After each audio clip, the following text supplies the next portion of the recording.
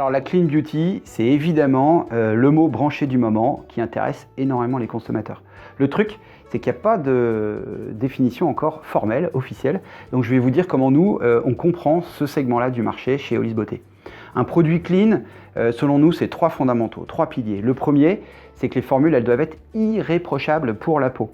Donc ça veut dire que tous les ingrédients doivent avoir montré patte blanche, aucune substance controversée, un principe de précaution poussé à son extrême par le fabricant. Il faut que vraiment la formule soit 100% safe pour la peau.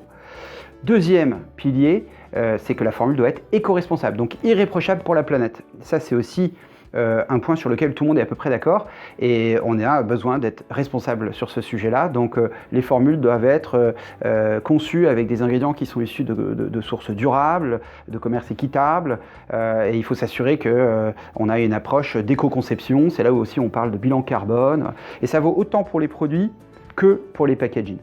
Donc jusque-là, tous les acteurs du marché sont à peu près d'accord. Le troisième pilier qu'on croise moins souvent mais qui nous paraît tout autant essentiel, c'est l'approche RSE.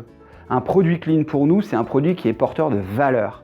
C'est-à-dire que le fabricant a décidé d'avoir un impact positif, réfléchi à la manière dont il veut développer son produit en prenant en considération son écosystème, l'impact social, etc.